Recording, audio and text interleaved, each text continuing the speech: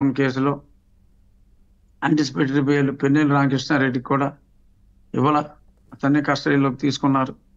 అలాగే అవతలవాడి స్థాయి ఎలాంటిదైనా మరి ఒక నేరంలో మరి ప్రాథమిక ఆధారాలన్నీ ఉన్నాయి. మరి దాని ప్రకారం విచారణ సక్రమంగా జరగాలి అంటే మరి సునీల్ కుమార్ని అరెస్ట్ చేయాలి. అందరినీ, అందులో ఉన్న సీతారామాంజనేయులు కానీ, Vijaypal, to my information Vijaypal has gone under ground. ఒక వారం రోజులుగా తన ఆచూకీ తెలియటం లేదు. మరి రేపు యాంటిసిపేటరీ బెయిల్కైనా మరి రావాలి.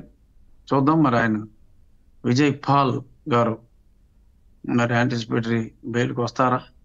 మరి మరి ఆయన కులం ఏంటో నాకు అనవసరం, కానీ మరి మరి ఆయన తరఫున కూడా మరికొంతమంది అన్యాయం ఇలాగా ఎఫ్ఐఆర్ కడతాం, అన్యాయం మీ పోలీసులే కదా బాబు కట్టింది ఎఫ్ఐఆర్.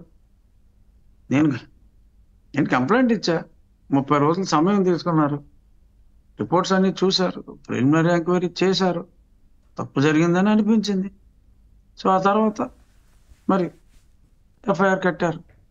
ఎఫ్ఐఆర్ కడతాం తప్పంటే ఓకే, ఛాలెంజ్ ఎఫ్ఐఆర్ ఎలాగో ఛాలెంజ్ చేస్తారు. జగన్మోహన్ రెడ్డి గారు ముకుల్ రోహతగిని తీసుకొస్తారు, లేకపోతే సాల్వెన్ తీసుకురావచ్చు, ఎవరినైనా తీసుకురావచ్చు. ఇదే ముకుల్ రోహతగి గారు నన్ను కొట్టారని కూడా ఆయన వాదించాడు అక్కడ. ఇప్పుడు కొట్టలేదని వాదిస్తాడేమో నాకు తెలియదు, బట్ ఏదైనా చేసుకోవచ్చు. కానీ అక్కడ ఎవిడెన్స్ ఉందమ్మా. గుంటూరు హాస్పిటల్లో క్లియర్గా ఉంది, ఎంట్రన్స్లోనే ఆన్ 2 కాళ్ళ మీద డిస్కలరేషన్ ఉంది, ఎడీమా ఉంది, అంటే వాచిపోయింది, ఎడీమా ఉందని చెప్పారు. కాకపోతే ఆ ప్రభావితమైన ప్రభావతి ఇవన్నీ ఉన్నప్పటికీ అవి కొట్టినందువల్ల కాదు అన్నట్టుగా ఆవిడ రాసింది. ఒరిజినల్ రిపోర్ట్స్ ఉన్నాయి, ఈవిడ మార్చిన రిపోర్ట్ ఉంది.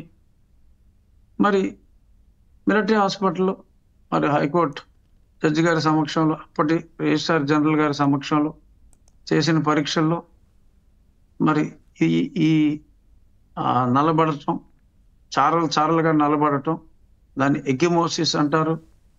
ఎకిమోసిస్ మన టీవీ చూస్తున్న వాళ్ళు ఎవరన్నా గూగుల్ చేయొచ్చు, ఎకిమోసిస్ అంటే ఏంటో. అది చాలా స్పష్టంగా దెబ్బలు కొట్టినందువల్లే అది జరిగిందని కూడా మిలిటరీ హాస్పిటల్లో రాశారు. సుప్రీంకోర్టు కూడా దాన్ని పరిగణలోకి తీసుకుంది.